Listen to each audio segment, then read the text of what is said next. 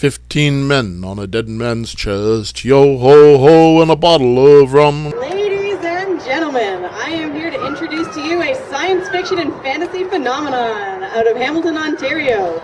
New York Times bestselling author Ed Greenwood calls his latest novel, Horn of the Kraken, a wild ride. Everybody, give it up for Stephen B. Pearl! Thank you, Elizabeth. Okay. Hi, everybody. Well, I'm going to be reading for you today from the book that Ed Greenwood actually commented on, which is Horn of the Kraken, a Norse fantasy adventure. And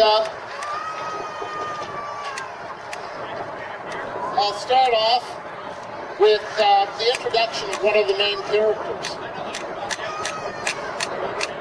Now, to understand this, you have to know that Horn of the Kraken takes place in the second age of the Norse apocalypse called Ragnarok. And Ragnarok starts with, there is an axe age, a sword age, where shields are cloven, a wind age, a wolf age, and no one is spared.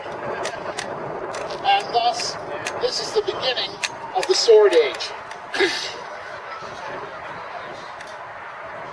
Sigurlina trudged through the dark and cold, a heavy burden of wood on her back and a cargo more precious than gold in her hands. The forest around her was dead. Trees towered, stark skeletons against the vermilion light that tainted the horizon from missile helms' flames. She could barely see her own tracks in the snow in front of her. "You're going the wrong way. Let me in and I'll show you," spoke a voice in her ear that she tried to ignore. "Don't listen to him. He doesn't want to help you. Why don't you stop and rest, dear? I could keep you warm if you'd let me enter you," spoke a woman's voice. "Be silent, shades. I am not fool enough to listen to you." "Over here, a fat buck ready for the taking. I was a hunter. I could get him for you," called yet another voice. Sigurlina stepped into a clearing before a snow-covered mound. A spot of light spilled out, staining the snow with dancing red waves. "She will die soon, and then she won't be able to protect you. You'll let us in, and then you can wander the darkness," snarled the female voice. Sigurlina trudged to the opening in the mound and stooped to enter. Inside, the chamber widened into a long passage defined by large stone slabs, roughly chiseled flat. Side chambers were sealed off with walls of smaller stones. A fire burnt in the middle of a clear space at the front of the passage, with a tripod over the flames. Wood was piled at the back of the passage. A mound of poorly tanned hides filled the space between the fire and the wood. The transparent form of a muscular man in his middle years, dressed in mail and girthed with a sword, stood by the mound of hides. "I am sorry, my little cat, but no. I welcome you here because you are my granddaughter. I held you on my knee when you were in swaddling, and now you are close to death. Sigurlina is too far, both in kinship and in her time of mortal life, for me to extend my courtesy. This is a house for the dead. The living do not belong here. I'm standing right here, great-great-grandfather. So you are a distant daughter of my line." Ignoring the spirit, Sigurlina held up the two trout in her hand and moved beside the pile of hides. "I was able to break a hole in the ice and retrieve my line." "That is wonderful, dear." A hand that was age-spotted, skin stretched tight over bone, emerged from the hides and stroked Sigurlina's cheek. Sigurlina closed her eyes and smiled. A wolf's howl pierced the eternal night, and even the dead warrior trembled in fear. "Ram howls! Ram howls! The sword age has begun!" A crazy-haired old woman in dirty clothing flew through the rocks barring a side chamber. "We're all Seithkona here. We all know the hellhound's call," the aged figure from the hide spoke in a frail voice. The crazy-haired shade dove towards Sigurlina. The girl's body jerked and her features sneered. "Then we all know there is no hope.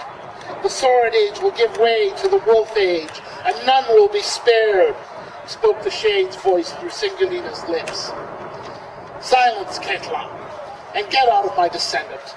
I will not see my mortal line end while Odin still stands, and I yet rule in this house, snapped the warrior's shade.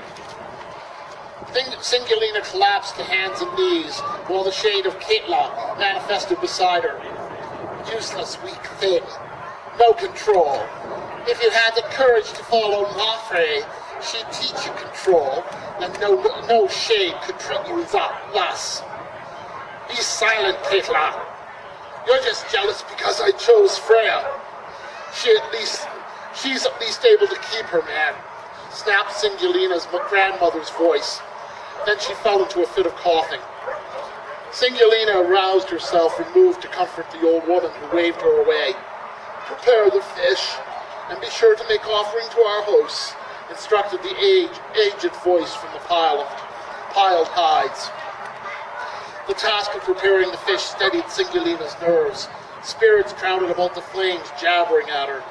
Many she could invite in or push away, but not the powerful ones. Her grandmother had saved her dozens of times from spirits that entered and wouldn't leave, and Sigurlina was afraid of what would happen without the old woman. She made sure to put the bones and fish heads in the fire to carry them to the other world.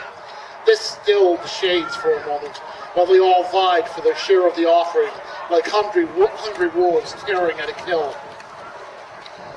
When the food was ready, she scooped it into her wooden bowl and moved to her grandmother's side. Milky eyes opened on her withered face. You eat it, dear. I do not need it. Grandmother, an aged hand rose, silencing the protest. This will be my last night in mortal flesh.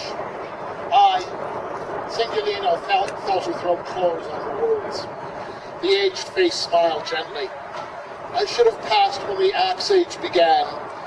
Would have. But after that bastard Hakon slaughtered your mother, someone had to teach you the way of Seth magic. Sigurlina felt her thoughts drawn back. She had been but 12 when Hakon's crusaders came to their village, calling for all to bend knee to their white god. They had accepted hospitality, but in the dead of night they betrayed their hosts. Half the men were dead, throats slit in their sleep, before the alarm was raised. The crusaders' swords, dripping blood, herded the men into the town's common. They were so arrogant, they thought nothing of the women. With a cry, the shield maids fell upon them, armed and ready. The men escaped in the confusion and ran to armor themselves as their wives, mothers, and daughters held the foe at bay. Sigurlina hung her head as she remembered seeing her own mother, a Seithkona of great power, standing in their doorway, warping the spirits to bring the invaders down. Then a feathered shaft struck her and she fell. Her father, now armed, had rushed to his wife's side and held her as she breathed her last. Run! Flee! It was the first time Sigurlina had heard a spirit's voice. She looked up and saw her mother floating before her, but she could see the hut's wall through her. Mother, teach her. The spirit smiled at Sigurlina. My little Seithkona. I will, agreed her grandmother. Then her mother was gone. We must get to the docks, snapped her father as he picked up his beloved and lay her on their bed. He kissed her a final time. Taking a brand from the fire, he thrust it into the straw mattress. A fitting pyre, said the grandmother. They won't despoil her in death, her father grunted. They raced from cover to cover, her father striking down the enemies they couldn't avoid, while her grandmother cast shroud spells, turning the crusaders' eyes away from them. At the dock, her father joined the warriors who held back the crusaders, while the village folk boarded the ships. Blood flowed, and Sigurlina watched from her ship fascinated as Valkyries carried the fallen away. She heard her father's voice commanding, "Cast off! Cast off!" Crying, she tried to run to him, but aged hands with an iron grip held her back.